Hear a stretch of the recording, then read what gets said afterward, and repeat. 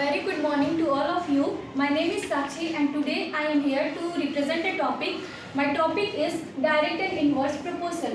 So first of all, I want to tell you about that in our day-to-day life, we experience with a lot of situations that deal with two quantities in such a way that a change in one quantity is corresponding to the change in the second quantity. It means that these both quantities are dependent on each other in such a way that an increase or decrease in the first quantity will result in the corresponding increase or decrease in the second quantities, and this is known as variation.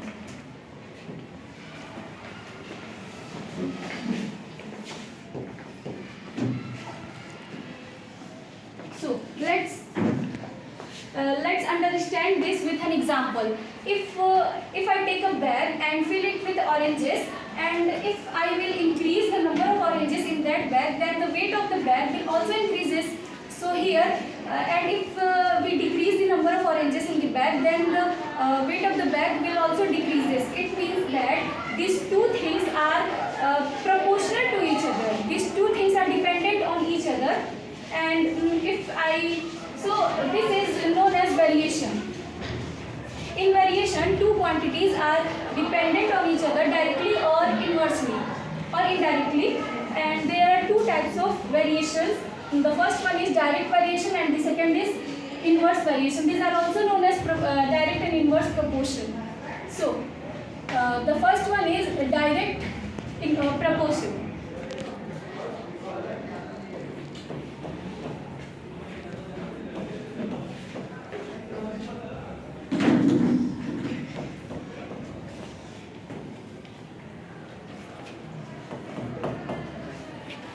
So, as I have told that this is also known as variation or proportion.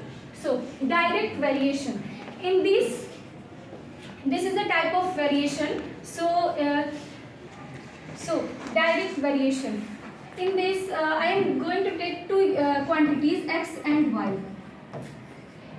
X and y are said to be in direct variation if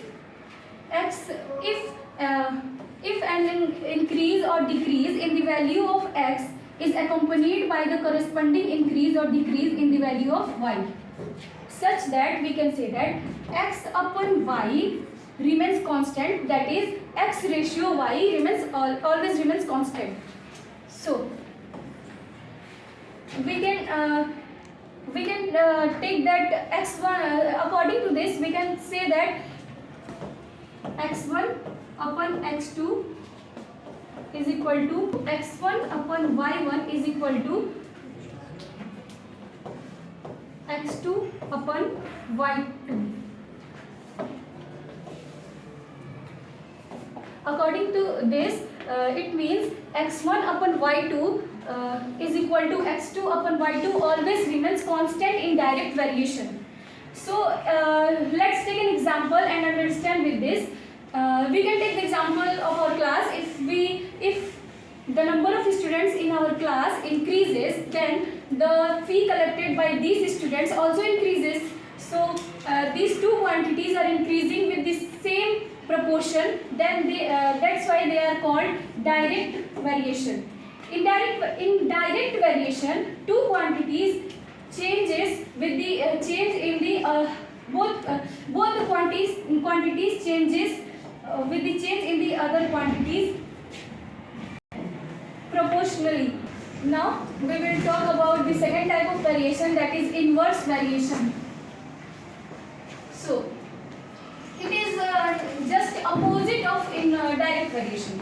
In this, I am going to take two quantities x and y.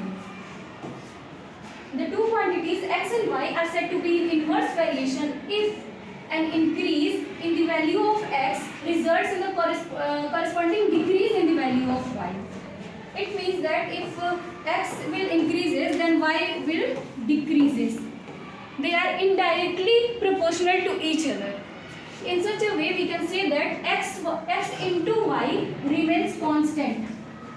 According to this, we can take that x1 into y1 is equal to x2 into y2 remains always constant. So let understand with this. So if there is a car and if we increase the speed of that car, then the time taken by that car will also then the time taken by that car to cover a fixed distance decreases. It means if we will increase the speed, then the time taken by the car decreases.